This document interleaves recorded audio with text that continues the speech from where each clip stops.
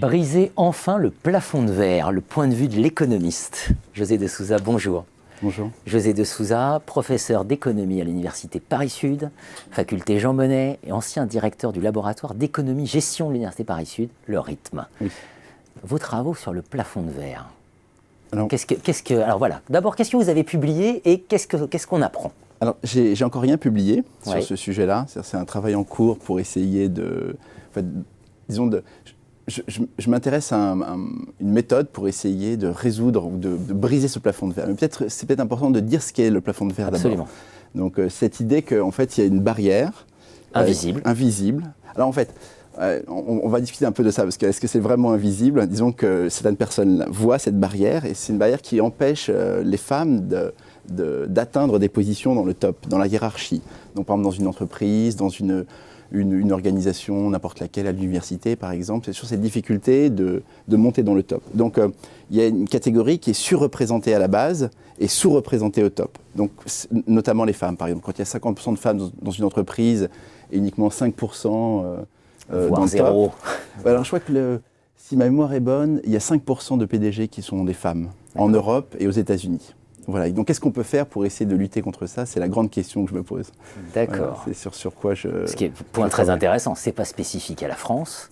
Non, c'est pas spécifique à la France. C'est un phénomène général. C'est un phénomène général. Et c'est toujours à peu près les mêmes chiffres un peu partout. C'est ça qui est troublant, en fait. Donc, que ce soit en Europe, aux États-Unis, c'est 5,1% versus 5,8% de PDG. Dans les boards des grandes entreprises, c'est... 23% en Europe, 19,9% précisément aux États-Unis, donc c'est à peu près les mêmes. Donc c'est vraiment ce plafond de verre. C'est peut-être pas uniquement un problème qui touche les femmes, c'est aussi un problème qui touche des minorités. Donc voilà, donc quand il y a des Bien sûr. Donc se pose derrière évidemment toute la question de la discrimination. Alors ça peut être la discrimination notamment, bien sûr. C'est une des explications, c'est peut-être pas l'explication principale aujourd'hui, parce que c'est très difficile pour une entreprise de discriminer un homme et une femme qui ont les mêmes compétences, le même niveau d'éducation, la même expérience. Mais en revanche, ce qui se passe, c'est ce qu'on appelle la ségrégation verticale, c'est-à-dire que si vous prenez une entreprise comme EasyJet, par exemple, eh bien, 69% des membres de l'équipage sont des femmes, le salaire moyen, c'est $30,000 par an, et les pilotes, c'est 94% d'hommes, et le salaire, c'est $123,000 par an. Donc, quand on fait un peu de maths, on s'aperçoit qu'il y a un écart de salaire qui est très important. Alors, voilà. Qu'est-ce que la recherche peut nous apprendre sur les mécanismes qui conduisent à ce plafond de verre, et donc moyen potentiellement de le briser? Alors la recherche peut nous apprendre plusieurs choses. Par exemple, est-ce qu'il y a des attributs autres que les différences d'éducation qui maintenant certainement à l'avantage des femmes, ou la discrimination? Par exemple, est-ce qu'il y a des aptitudes psychologiques qui peuvent empêcher les femmes de rentrer, d'arriver au top? Par exemple, il y a des expériences qui montrent que les femmes sont un peu averses au risque, elles n'aiment pas trop le risque par rapport aux hommes, ou alors elles ne veulent pas entrer en compétition par rapport aux hommes qui, au contraire, surconcourent. Donc voilà, ce genre de choses. Moi, je m'intéresse à une politique pour essayer de briser ce plafond de verre en particulier, une politique de quotas.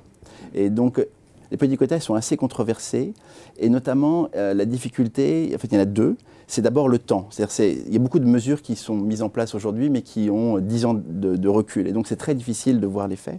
Et c'est toujours difficile aussi de mesurer les aptitudes, de mesurer la qualité des gens. Donc quand on remplace un homme par une femme, est-ce que c'est une bonne chose ou pas, par exemple, pour l'entreprise? Et donc il faut trouver des exemples où on arrive à avoir une longueur importante et aussi à mesurer la qualité des gens, à mesurer leur performance. Donc c'est pour ça que je me suis intéressé avec une collègue à Stanford à un environnement très particulier qui est le jeu d'échecs.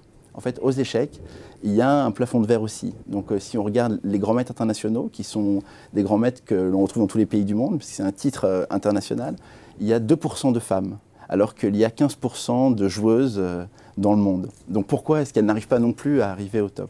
Et donc voilà, je m'intéresse à ça. Il se trouve qu'en France, dans les années 90, il y a eu une politique de quotas qui a essayé de favoriser les femmes. Donc dans les matchs par équipe, par exemple, je sais pas, Orsay contre Paris, eh bien avant c'était 8 joueurs contre 8 joueurs. avec 8 hommes contre 8 hommes, et la fédération a décidé d'ajouter un échiquier supplémentaire avec l'obligation d'avoir une femme. Donc c'est devenu 9 contre 9 avec au moins une femme. Donc au début, l'écart entre la femme et les autres hommes était assez élevé, et petit à petit, au cours du temps, on voit que cet écart diminue. Donc donner la chance aux femmes permet d'améliorer leur qualité et leur niveau. Étant totalement ignorant du sujet, est-ce que, si je résume en disant peut-être que le point de départ, c'est une sorte d'autocensure, voilà, dans cet accès. Ça peut être censure ou ça peut être ne pas donner l'accès, ne pas donner, disons, ouvrir les portes un peu de... donc il y a les politiques de quotas pour l'université, il y a les politiques de quotas pour les boards, par exemple. Maintenant, les boards des grandes entreprises, 40%, ça doit être au moins d'un genre, soit des hommes, soit des femmes. Donc il y a plein de politiques comme ça, mais elles n'ont pas de recul. Alors que si on prend les échecs, on arrive précisément à mesurer la performance des individus. Donc on arrive à voir si les femmes par rapport aux hommes s'améliorent quand on leur donne cette chance-là, quoi. Voilà. Une situation qui, de toute façon, n'est pas acceptable, celle d'un plafond de verre. Oui, parce que, en fait, il y a deux problèmes. Le premier, c'est le problème d'équité. Donc, si vous avez faites le même travail, vous attendez à la même paye, d'accord ? Mais aussi, il y a des difficultés d'opportunité. Donc, une femme qui a un diplôme équivalent à un homme, elle voudrait avoir le même travail. Et donc, si le talent est bien distribué dans la population, on se prive de talent. Et donc, ça a un impact important sur la croissance économique. Et donc, il y a des travaux qui montrent que, notamment aux États-Unis, l'accroissement du nombre de femmes sur le marché du travail ou de noirs, hommes ou femmes sur le marché du travail, a permis aux États-Unis de gagner des points de croissance. Donc, voilà, ne pas se priver de talent, je dirais. Un lien peut-être, d'ailleurs, je vous retrouverai pour une autre vidéo, peut-être autour d'immigration, tiens, et économie. Pourquoi pas. Merci, Xavier de Souza. Merci beaucoup de m'avoir accueilli.